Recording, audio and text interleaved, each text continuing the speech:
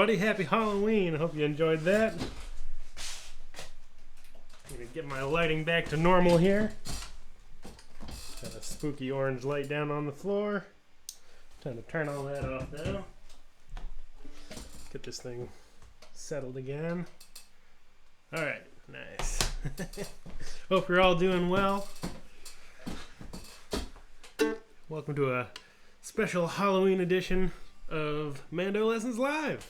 Hope you're all out there safe and enjoying yourselves.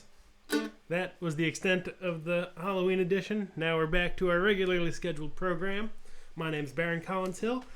You are tuned in to MandoLessons Live, which happens every Saturday at 1 p.m. Eastern. And I started off there with a tune called The 8th of January, which is also our play-along jam tune that we'll play all together at the end. I started off kind of minor and spooky. It's a fun thing to do with the tune, but then I got major because that's the way that tune actually is. It's the melody behind the song Battle of New Orleans, if you know that song. 1814, it took a little trip, but that was, the melody was from a very old tune, hundreds of years old, called the 8th of January. So, the way this works, pretty relaxed. Ask me questions. I love hearing what everybody's working on. No question is too advanced or too simple, anything like that. It's all fair game. I'm going to catch up with the chat and see how you all are doing. We got Dan and Gary and Peter and James and Sheldon and Angie. Great group of folks here. Denise, Lewis, good to have you. Marion, Edward, Kenneth, Uncle Bobby. All right. Good to have you all here. A lot of West Coasters today. Got some Minnesota, West Virginia as well. Michigan. All right. Oh, we got weather all over the map from 30 degrees to 75. Whew. And somewhere in the middle here. I haven't actually gone outside yet because it's the morning. But how would Sam Bush play that tune? That's a good question.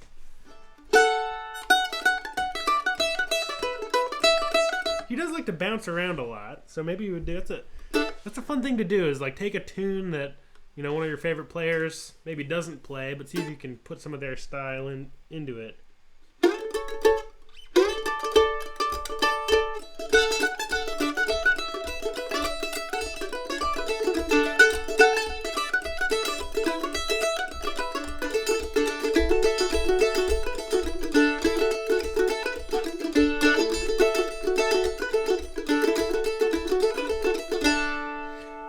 About as close as I can get right now. Yeah, something like that maybe. We should ask him himself and see if he can play it for us. Alright, let's see. Angie says, I've got a Kentucky KM250. Great mandolin. What would be another step up from that? That's a good question. I mean, those Kentuckys are great. After there's going to be just as many opinions as there are mandolin players. It really all depends on your budget, kind of what kind of music you want to play. But, above a Kentucky, I don't know. It's, I'd say you're getting into kind of the lower priced but still high quality, like American made instruments, or maybe like a Northfield if you're into those. I haven't actually played that many Northfields, but they're very well reviewed. Yeah, that's a good question. Maybe folks in the chat have some suggestions for Angie. I mean, the place that I always go to ask my mandolin questions along those lines is Mandolin Cafe. There's a forum. It's helpful to tell them what you're playing, tell them what your budget is, what kind of music you like to play, what you're interested in, F-style, A-style, oval hole, F-hole, all that kind of stuff, so people can really narrow down and give you some choices. Keep an eye on the Mandolin Cafe classifieds. It's a great place to find mandolins. Bought a bunch of instruments off there in the past myself. Really friendly folks, and great deals when you're buying used rather than new. Let's see, catch up with the chat again.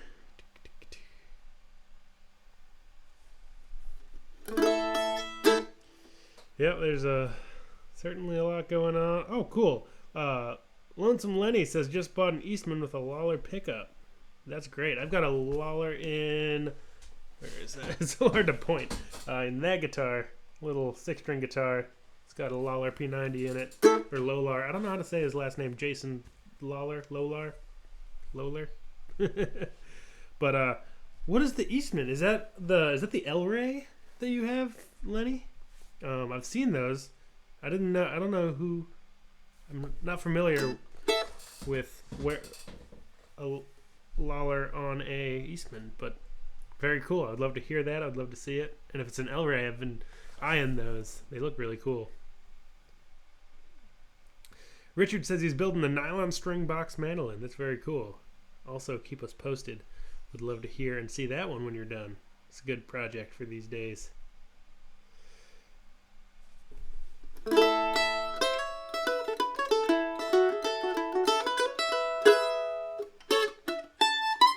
Kenneth has also got a Kentucky 256. Yep, they're really great mandolins. I mean, that's what I recommend. I'm not like sponsored by Kentucky or anything, but my kind of like go-to recommendation for people looking to get a mandolin is the KM 150. It's hard to go wrong there. Lewis says a friend's got a Northfield F and it plays and sounds great. Awesome. Yeah, I've heard. I must have played one. I think I played someone. I was up at Elderly with Noah. I feel like they had some Northfields. I definitely played one of their Octaves up there. All great mandolins.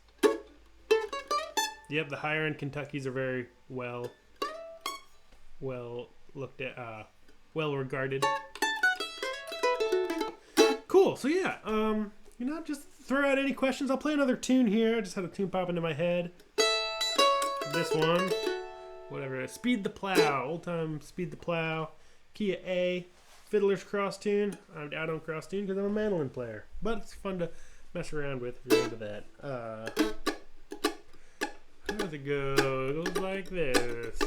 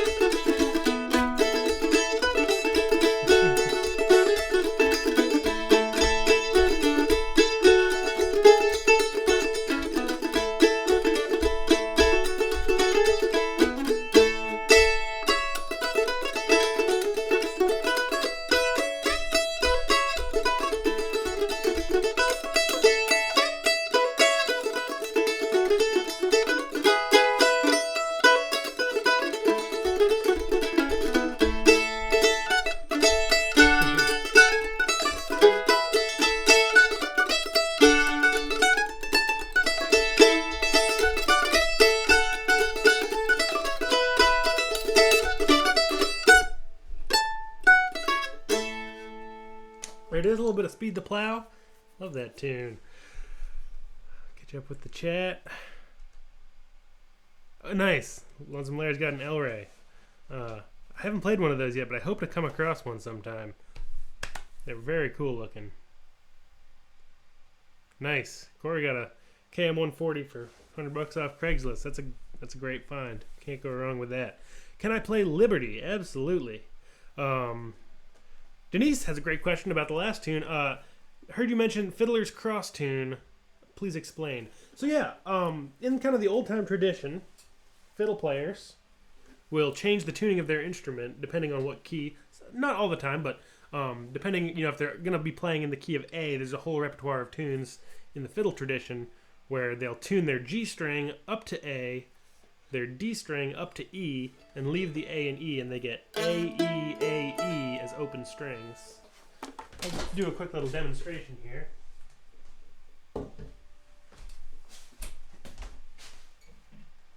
So, on a mandolin, rather than tuning up, because that's a lot, you got twice as many strings, I don't want to put that much tension on the instrument. What I like to do is tune down. So I'll take, right now, I got a pick in the strings and a pick in my hand. Right now we got G, D, A, E. So I'm going to take my A string down to G and my E strings down to D. And then you gotta change them all just to get it all back in tune.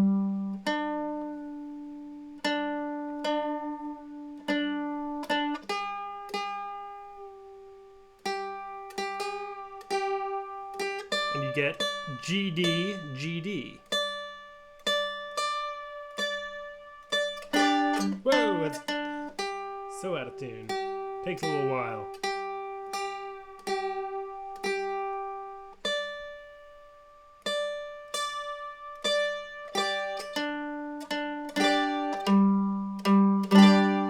There, I'm good enough for now. I don't want to sit here tuning all day. But you get this kind of open tuning. And then, do I have a capo? Yeah, I'll use this. That'll work in a pinch. This is a big capo for a little mandolin, but so now you're in G, D, G, D, which is a whole step lower, all across the board than A, E, A, E. And you can take a capo on the 2nd fret, and you get A, E, A, E, more or less. A little out of tune, but...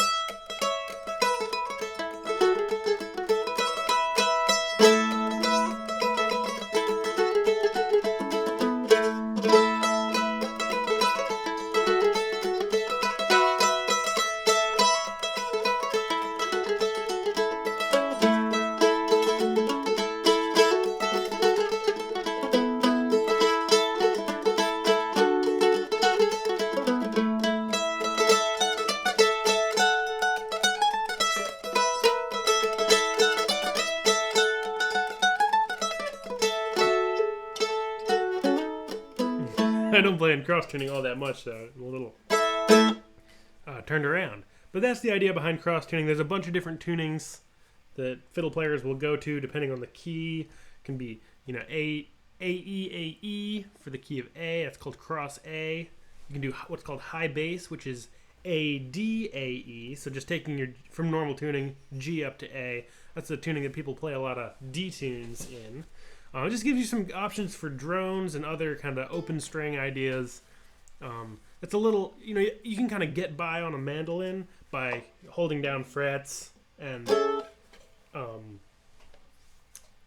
kind of holding down chord shapes while you play. But it's a little not quite as intuitive on the fiddle. So that's the way that fiddle players go about doing that. And it's a fun thing to play around with. I have a whole lesson on my website on cross tunings where I go through at least half a dozen. So check that out if you want to dive deeper into that world. It's definitely very fun. Rob says, just downloaded your Clawhammer Banjo album from Bandcamp. Great for jamming along and also just listening. Thanks for the support of downloading that, and I'm glad you enjoy the album. It's it's fun to find albums. I love finding albums that are either just like solo or duo albums that I can then fill in with on an instrument. So I was just doing that the other day with, there's a great album, Raina Gellert and Susie Goring Starch and Iron is a great old time album that they put out a bunch of years ago, and I was playing along with that. It's just fiddle and guitar the whole time, so you can play mandolin, you can play banjo, you can play bass. Just find an album that is missing, not necessarily missing because it's great as it is on its own merit, but it's, if you find an album that doesn't have an instrument that you play in and you feel like you want to work with it and try to figure out how you can add to that sound, that's a great way to do it. I do that all the time. But glad you're enjoying the Clawhammer album. If anyone is interested, I've got a couple albums. I've got a solo old-time mandolin album and a Clawhammer banjo album on my website. If you go to the website, MandoLessons.com, and then the store page, you can find stuff there. What are your favorite traditional Irish or old-time albums with good mandolin playing on them? Great question. There's a great album. It's not like 100% traditional, but it's a very fun mandolin forward album by Luke Plum called A Splendid Notion, I believe is what it's called. And it's just mandolin and percussion. It's a very fun album. So that's some Irish, some Scottish, and some kind of original tunes that Luke wrote in that in that tradition. And then what was the other old time? Adam Tanner has an album called The Shuffle of the Pick, which is a great old time mandolin album. My brain's working a little slow today, but I'll keep thinking about that. And if others come into my mind, I'll definitely throw out there. But also, people in the chat, definitely, if you got favorite old time or Irish albums with mandolin on them, put them in the chat. That's a great way to crowdsource information when my brain is working slow. We got some, let's see. John says, do you use the same pick when playing most of your string instruments, or do you use a variety? If the latter, can you explain your reasoning? Yes, I use a variety of picks. So on my Ellis mandolin, I use this big, thick triangle. It's large triangle size, 1.5 millimeter, so quite stiff, quite thick. On this mandolin, I'm actually using the pick I don't usually use. On this mandolin, it's built more lightly. It's got lighter strings on it. The Ellis is a very modern built mandolin I've got heavier gauge strings on it. I can really put a lot of energy into the strings, and it'll kind of fight me back in a nice way. Whereas if I play this thing super hard, it just kind of falls apart, sonically anyway. Hopefully not physically. So with this, I use a little thinner pick. I use these nylon. I pick pretty hard, so I've moved over to using nylon picks with my kind of more regular guitar shape. So this is a 1.14 Dunlop nylon pick. It's equivalent to like a Fender Heavy classic kind of plastic pick. The nylon is a little bit more bendy than a lot of other pick materials, so I go up a gauge. So I think of this as like a 1 millimeter regular pick, and then that's why I use this pick for a lot of things. I use it for electric guitar, acoustic guitar, various mandolins, anything else. That's kind of the bulk of that. And then I use a thinner one. So this is a 0.88. It's like up a gauge from a 0.7, or I used 0.6 for a while, and I used that on like Bazooky, which I've got behind me there, or tenor banjo, which is very loud to begin with, and it's sort of different feels. It's not, I'm not saying that this is like the right way to do it. You can use whatever you want, but I think experimenting with different picks is a great way to get a different sound without needing a whole new instrument, and seeing what feels comfortable for you. So I do use a variety of picks just to get a different sound? That's a great question. I have a lesson on my website about different picks, and I kind of go through some of that in more detail.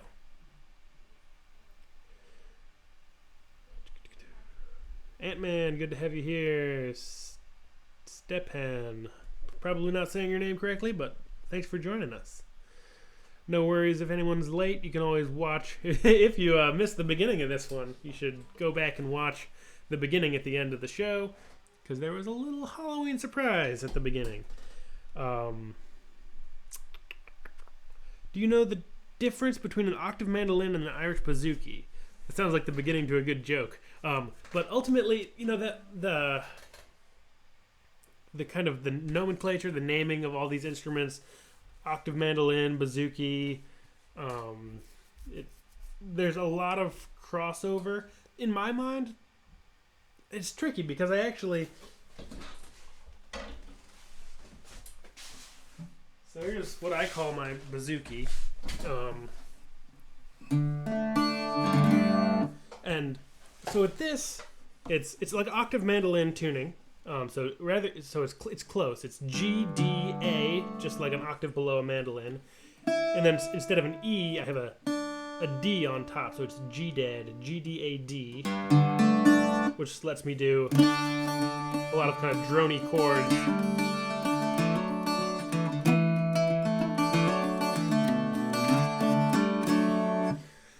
And so I call this a bazooky, mostly because of the tuning, and it's, I think it actually says bazooky on the inside. It might not actually, but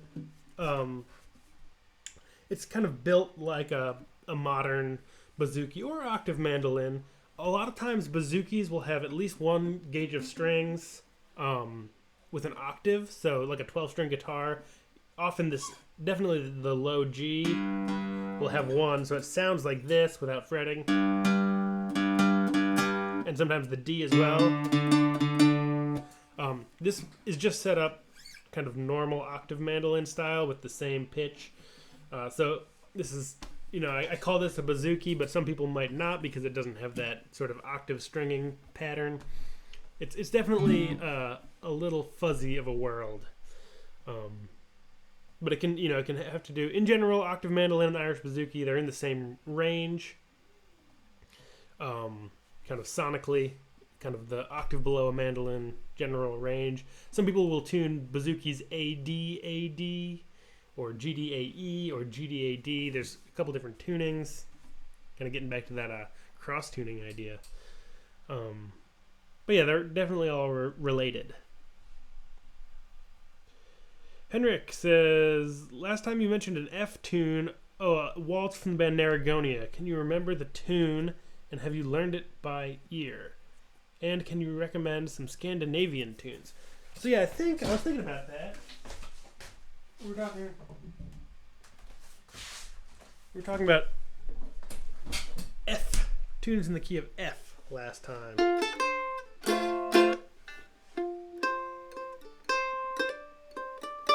That's not it. And the tune that I was talking about, is actually there's this tradition called ball folk, and it's kind of a European. It's got some various influences from French music and other kind of Western European or musical influences, and they have a lot of interesting kind of time signatures and tune types like mazurkas, and they'll have like 5/4 waltzes. So it's rather than 1 2 3 1 2 3, it'll go 1 2 3 4 5 1 2 3 4 5 1 2, and so that's the tune that I was thinking of as a 5/4 waltz. So 1 2 3 4 5 1 2 3 4 5.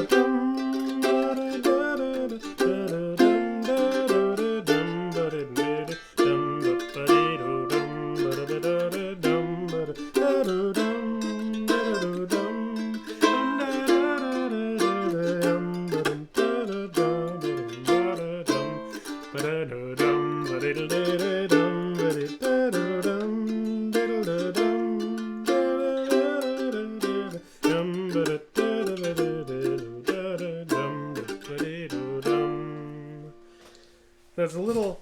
I'm not great with 5/4, but I played that particular tune enough that I found it a little more manageable. So that's that tune. What is the name? Is that Morning Glory? I think. Is that? I'm gonna look up the name of this tune real quick because I couldn't remember it last time, and it's gone from my head again. But not for long with the power. And you did get the name of the band correct.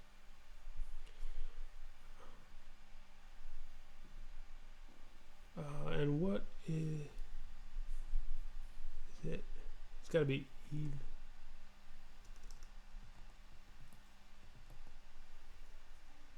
No. Eve.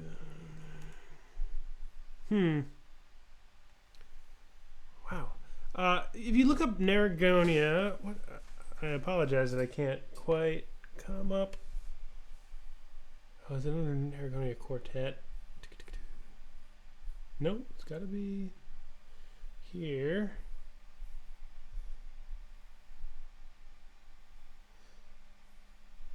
Or is it? So many. They have a lot of albums, and they're all great. So I highly recommend checking them out. Okay, I'm gonna give this 10 more seconds, and if I can't find it, so be it. Okay, evening. Is that it? I'm just gonna do a quick little check. Yes, okay, so the tune is called Evening Glory. I was getting Evening Shade and Morning Glory. So there's the name of that tune. It's on their album. So the band is Narragonia and the album is Tandem. Tandem. Alright, back. Apologies for the kind of long sidetrack there, but lots of good tunes. Recommend any Scandinavian tunes? That's a good question. I would look up the band Vesen, V-A with the umlaut, S-E-N. Classic, amazing Swedish band. All their tunes are so good. So just check those guys out. Hey Jeffrey, good to have you here. Glad you could join us. Denise says, not so easy to tune fiddle friction pegs. How often do they cross-tune at sessions? That's a good point. So in the old-time tradition, going back to cross-tuning and fiddle players, the general idea is that you cross-tune, between fiddle players cross-tuning and banjo players having particular tunings to play in particular keys. They'll tune to the key of G or D or C or A. The tradition is to stay in the same key for a long time. So I've been at old-time jams where you'll play A tunes for like anywhere from an hour to 4 hours.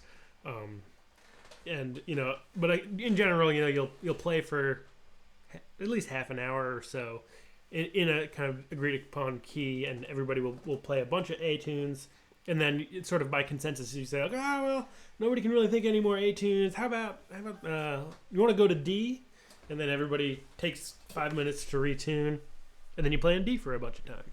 So that's a great point, Denise, to bring up. Michael says, play us a spooky modal Halloween tune. I recommend, if you missed the very intro to this live stream, go back and watch it at the end of the day, because it's a fun little thing that I did at the beginning for a little Halloween special treat.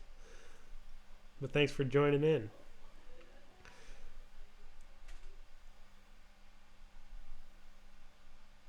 Let's see.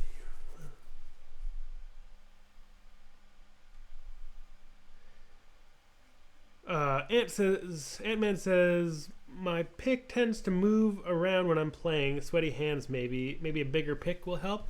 Yeah, the pick size and material can definitely help. Some manufacturers will put holes in their picks, like Wagons. I don't know how to say the name of those. The white ones, or some of them are black, but or some people will just drill holes in their picks or put a little sandpaper on their pick. Also, there's just like a certain level of the pick floating around that's natural, and it's just kind of getting comfortable with the fact that the pick is always in a little bit of motion and not letting it get so far away that you have to stop and readjust, and you can kind of readjust on the fly can be a helpful thing. Is it weird that I use a thick Dunlop thumb pick and just hold it like a regular pick? Not at all. It doesn't slip around. I don't know, maybe do with what I've got. Yeah, no, that's totally fine. Like, thumb picks, you don't see them a whole lot, but that's, whatever works for you is great. Lester Flatt, classic bluegrass guitar player, which generally they do not play with thumb picks. He's like the grandfather of bluegrass guitar. Played with a thumb pick. Henry says, I used to do that, but I snapped a few from strumming too hard. Interesting. I've never played with a thumb pick as like a flat pick, so I don't know much about it myself. Greented 1. Hello. Thanks for joining us. Let's see here. Gary says, I drilled an 1/8-inch hole into my pick. Don't they tend to have a longer scale length? Yes. The Bazookis do tend to have a longer scale length. That's a good point. So yeah, sometimes the Bazookies are like over 25 and a half inches, and Octave mandolins are generally max out around 23 and can go as short as 21, maybe even 19. John says, if you put any lessons or tunes using GDAD, for example, Octave mandolin or mandolin or Bazooky. I have a website that I'm not updating really, but it's called Tenor Guitar Lessons. So that's another instrument. It's a 4-string guitar. Got one back there somewhere. I'm so bad at pointing. That one, 4-string guitar. I've brought it out in the past. I'll pass on it today playing just because I've done a lot of instrument petting zoo already. But tenorguitarlessons.com. I have an intro to GDAD for long scale, kind of octave mandolin, Bazooky, tenor guitar stuff. You can check that out if you're interested. And it would work on mandolin too, just a different range. Kitchen Girl, that's a good tune. I gotta catch up with the chat. I love to see so much activity.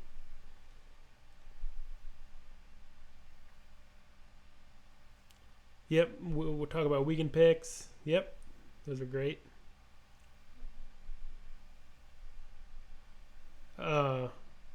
Blue chip, yep, I used blue chips for a long time. They're very expensive, and I actually changed. Nothing against blue chips, and some people can tell the difference. I just couldn't tell the difference between blue chips and these Dunlop, what are they? Prime Tone. Dunlop Prime Tone 1.5 large triangle. Very similar in my hands to a blue chip, and only a couple bucks a piece. They're like under $2 a piece versus $35. So that said, absolutely nothing against blue chips. I used them for a long time. I love them. I excelled at losing them, so I had to find a cheaper alternative. Joguer says, do you measure the humidity in your instrument room during the winter? Good question. In the past, I have. I lived in Maine my whole life, where it gets very cold, and once it stays below freezing for a long time, there's no humidity in the air because it all gets frozen out. So I would have a little room humidifier. Now I live in the Pacific Northwest, and I'm definitely keeping an eye on it. I don't know if I'll have to humidify this year. We'll find out. Anybody have a gypsy jazz tune to recommend? Maybe in minor. Maybe in A minor. You could do minor swing.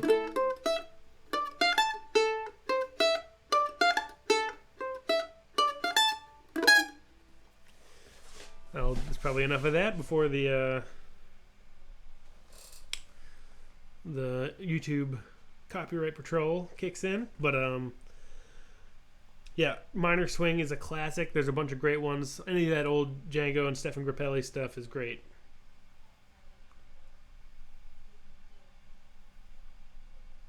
Yep, so Kenneth is also talking about those prime tones. I'm a big fan. Yeah, I've had the 1.4s. I mostly use the 1.5s at this point, but it's very, very similar. AC has a classic conundrum. Struggling on the reels, not getting up to speed, other tunes seem okay.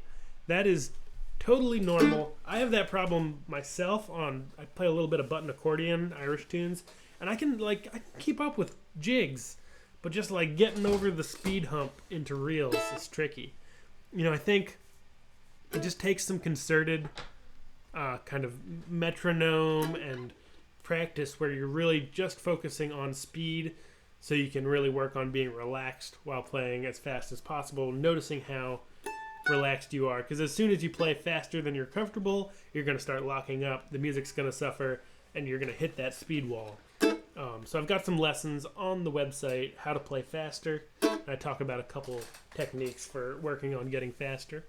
I think a lot of it is just time, staying as relaxed as possible, working with a metronome, and just slowly ramping up. Another great thing to do is if you're playing along with albums, using a program like Amazing Slowdowner or TuneTranscriber.com is a great free version, or Transcribe is another program, and just slowing a recording down to a speed that you can play along with, so you still get that feeling of playing along, but you're not having to, you can make their speed match what you're comfortable with, and then speed it up just a little bit to work on your own speed, rather than trying to play really, really fast because that's what the recording is at.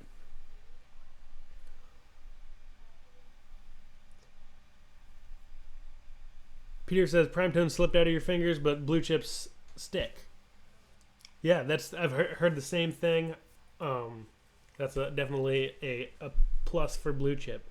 I think a lot of it has to do with like kind of hand chemistry of like the shape of your hand and like finger oil and sweat and all that sort of stuff. Everybody's a little bit different, so it really depends on what, like, everybody will like different materials a little better.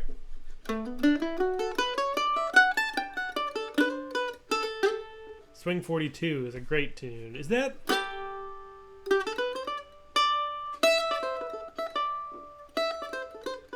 I get all the swings mixed up. I can't even play that one.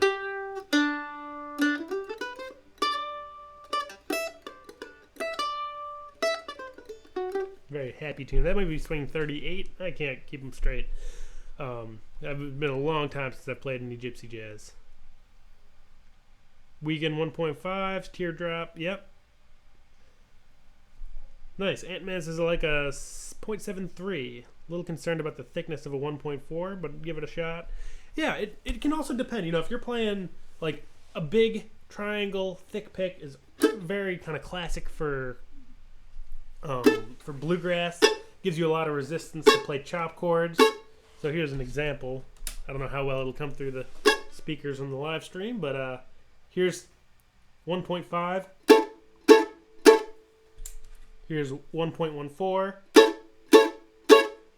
And here's 0.8.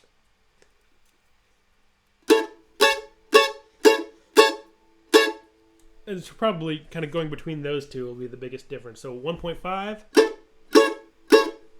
and 0.8. A little brighter. It's pretty slight. It's more of a feel for me playing chords, but then a little bit of like a scale. 1.5. 0.8.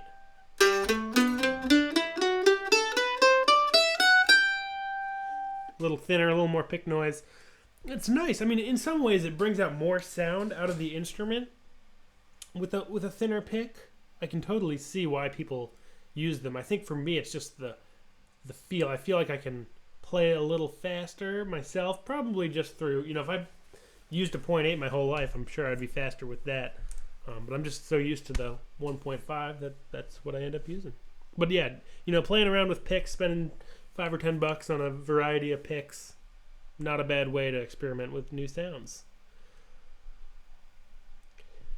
James says, Kevin Burke, great Irish fiddle player, says, for speed, learn phrases individually and don't burden yourself with playing the whole tune quickly at first. Learn them bit by bit. That's great advice.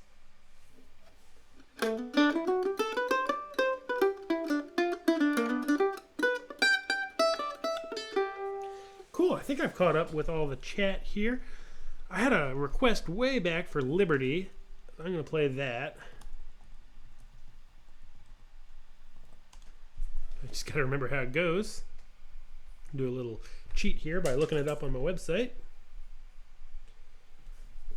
Because I can never remember how it starts. There it is. Alright, Liberty.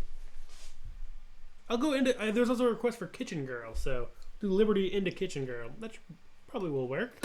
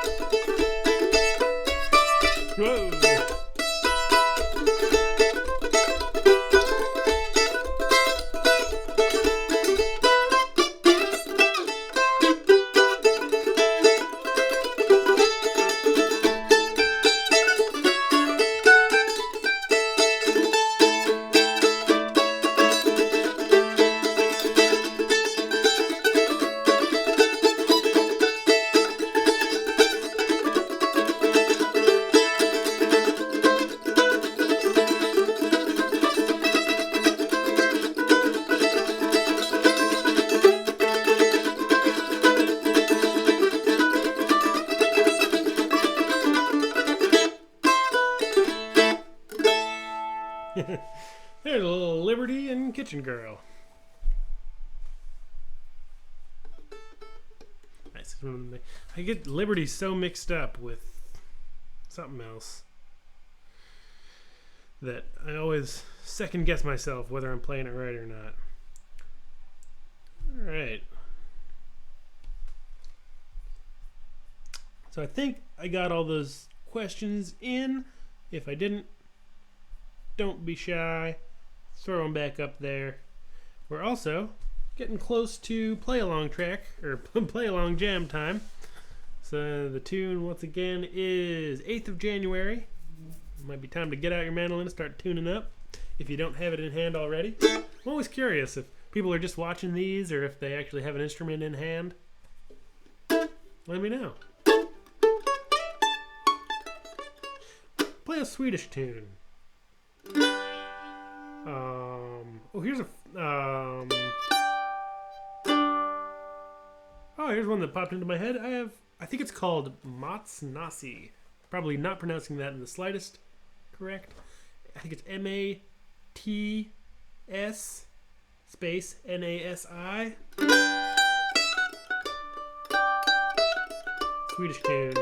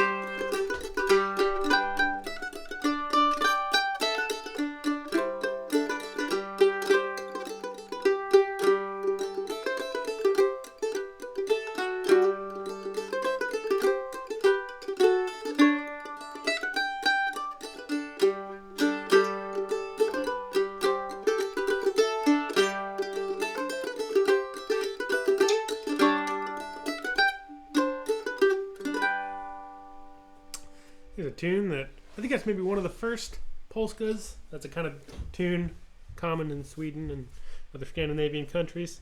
One of the first polskas I ever learned, I think.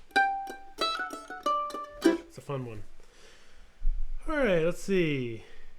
Oh, a little blues for mandolin. Sure. I'll do a quick little blues, 3-chord blues progression that you can move all over the instrument. Let's do it in G. I think I've done this on the website in D, so let's just do it in a different key. I do have some blues lessons on my website. If you look them up, you might go a little more in depth than this.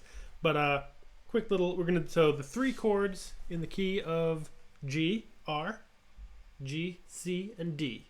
So we need a G chord, and they're all going to be dominant 7 chords, or more commonly just 7 chords is what they're called, which means they have a flat 7 of the scale in them. So in the key of G, your 7th note, 1, 2, 3, 4, 5, 6, 7 is an F sharp. So the flat of that F sharp is F natural. So we're going to have to add that into our chord somewhere. And that goes for all the chords. So in the key of C, that 7th note flat is a B flat. And in D, it's a C natural. So here's a nice little set of triangles that'll help you get some of those chords. Here's a G7, G dominant 7. It's 4 with your middle finger, 3 with your pointer, and 5 with your ring finger. Onto the G, D, and A. We're not going to be playing the E string at all. 4, 3, 5.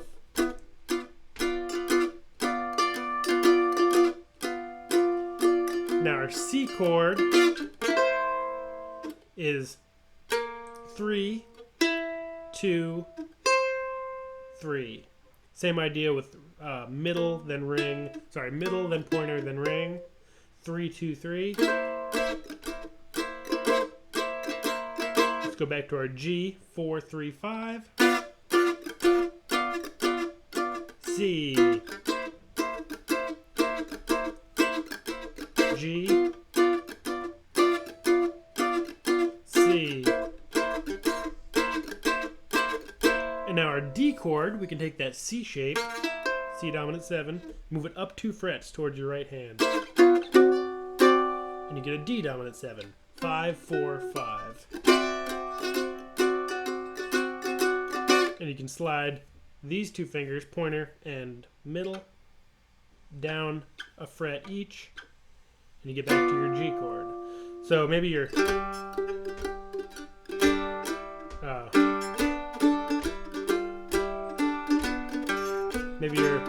doing something like this as your melody. Then it goes to D, back to G. So it's going to be G, 4, 3, 5. To our C chord, which is 3, 2, 3. And then back to 4, 3, 5. 5, 3, 5 is our D chord. Sorry, 5, 4, 5. And back to 4, 3, 5 for our G. And that's great because then I want to play in the key of A. Just move that whole progression up 2 frets. Here's your A chord. 6, 5, 7. Your D chord we just played, 5, 4, 5. And your E chord, your 5 chord. 7, 6, 7. And so you can just move that around. You can move it to different strings. It's great all over the fretboard. Let's see. Awesome. It seems like lots of folks got instruments in their hand. Glad to hear it. Kenneth says, like we're doing with Cluck Old Hen. Yeah, let's do that right now with 8th of January. There it is. My mind went blank thinking about tune names. Nothing new there. Cool. Awesome. Looks like everybody's got instruments. So let's play a little bit of 8th of January. Not an easy one for me to remember today. So, not too fast. And then while we're doing this, or shortly after. We also got to pick one for next week. So if you got any suggestions, they're for tunes that are on my website that we haven't already done play-along jams with. I've got a new list from Denise that I can take a look at later, which is very helpful, Denise. I'm working on an email to you. I'm a little behind. But let's play a little bit of 8th January. And if you got suggestions for next week, throw them out there. 1, 2... how does this tune go? Right about there. 1, 2, 3. I'll play the melody first. You play chords.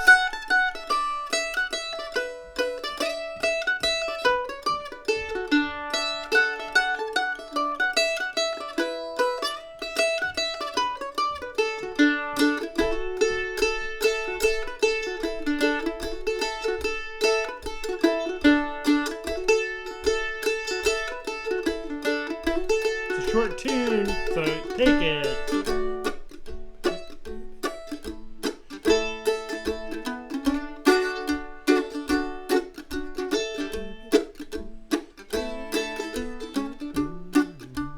B part.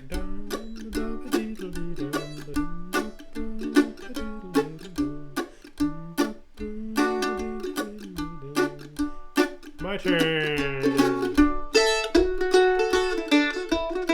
Fun to play down the octave.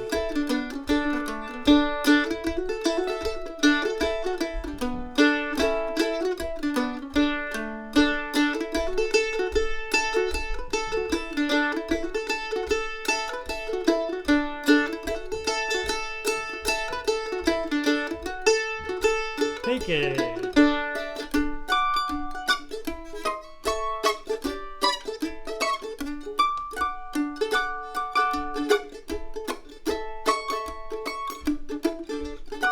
B part.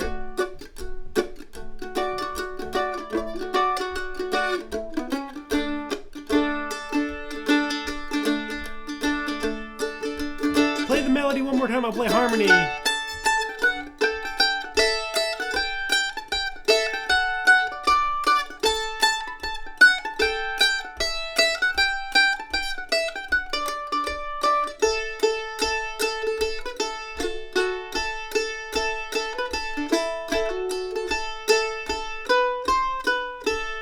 Going out. All right, there we go. A little bit of 8th of January. So, next week, what is it gonna be? We have, I'm gonna look at my little list. AC suggests some kind of polka. That would be fun. Let me just see if how about Bonnie Tammy? Technically a Scottish tune, but I've heard it played all over the place. It's a great tune.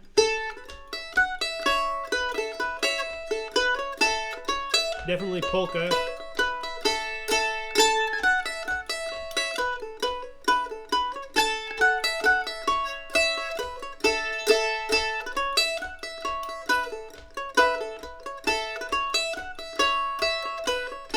Let's do that. Let's do Bonnie Tammy. Not a Carrie polka, but a great Scottish style polka. That'll be a fun one. We haven't done that many Irish tunes for the play along, so that'll be fun. And then, there's always more. So if it's not one next time there's come back next time and maybe the next choice will be yours. Got a lot of other great Irish tune suggestions. Gravel Walk. I still haven't actually made a lesson on that one, which I should do. I should also remember how it goes. Cooley's Reel. Also a classic. I think I might have done a Cooley's Reel. Nope, I have not done Cooley's Reel. Denise, I love this spreadsheet. It's so easy. Cool. So, let's do Bonnie Tammy. Yeah, and if you don't know it, you can pick it up really quick. It's a classic tune. No matter what level you're at, you can learn Bonnie Tammy. It's a short tune. It's very repetitive. It's super groovy. One of my favorites. Let's do that. So thank you all so much for tuning in. Thank you for the support. And I look forward. Have a great Halloween. Have a happy and safe Halloween. And I look forward to seeing you next week. And for those of you that support me on Patreon, I'll see you tomorrow for a live stream. So with Patreon, I do a patron-only live stream once a month, and tomorrow is that. So see you patrons there at forget what time, but it's on the YouTube 2 p.m. Eastern tomorrow. Great. Like Ant-Man says this, la la la. It goes like this, la la la. That's the story of my life. So yeah, thank you all so much for the support. Have a great day. Happy weekend. Happy Halloween. And I'll see you in the next one. Bye-bye.